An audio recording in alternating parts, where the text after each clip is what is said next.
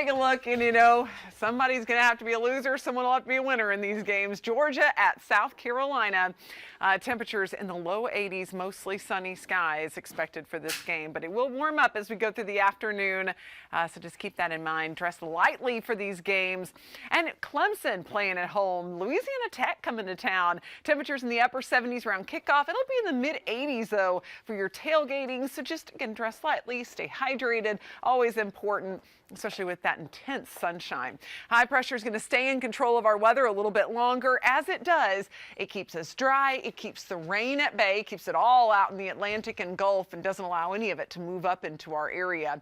But it also will help to intensify the heat. We're going to continue to see the heat build and build each day. Right now, it's still holding on to 71 in Greenville, 68 for you in Spartanburg, 59 in Bakersville. Nice and cool as you head farther to the north, 66 in Abbeville. So let's talk next 24 hours, as many of you may be getting out and doing something. There is so much going on across our area tonight. No rain, stays clear, so it should be a nice wake up tomorrow morning. Temps in the low 60s, in the mountains mid 50s. So refreshing, but will not stay cool for very long. Notice we'll be in the low 70s by 9 a.m., warming into the low 80s as we head into the afternoon. If apple picking is your activity of choice tomorrow, we'll top out in the upper 70s to low 80s in the mountains and mid 80s for upstate spots, which is close to normal for this time of year. And we're going to get way above normal next week. In fact, we're looking at 90s returning. So this may feel pretty good in comparison.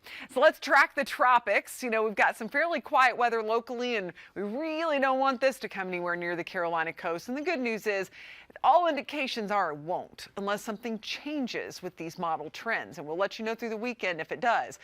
We've got Tropical Storm Fiona just now getting into the Caribbean. It's going to brush by Puerto Rico and then eventually over Hispaniola over the next 24 hours. Staying a tropical storm, but a strong one at 65-mile-per-hour winds, and then expected to take a turn to the north, 75-mile-per-hour winds and 85-mile-per-hour winds as it moves north into those open, warm waters of the Atlantic. Won't be interacting with land at that point, so it could be a pretty strong one. But notice it'll be pretty far away from the Florida Peninsula, and it's not going to be heading toward the Carolina coast as of what it looks like right now. But we'll let you know if anything changes. Each line indicates a different computer model, and you can see those are sending this storm north instead of toward the east coast. But it all depends on a high pressure to the north and when it can make that full turn, and we'll get better answers on that early next week. But for now, it is looking very, very quiet weather-wise. Look at these temperatures, though. It's going to be in the low to mid 90s.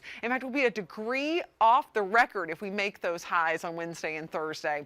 Really, really hot. But it starts to cool down toward the end of next week and weekend. In fact, the 80s will be back, and it'll be a little less humid by next weekend. So some promise of better times ahead. In the mountains, mostly sunny skies the next couple days. Feeling pretty good, but look at that. 87 even Wednesday and Thursday. Be sure to download the First Alert app, scan the QR code on your screen, and it'll take you to where you can get our free app. You can keep up with all the tropics as well as any developments in the weather for us. Get exclusive videos sent straight to your phone.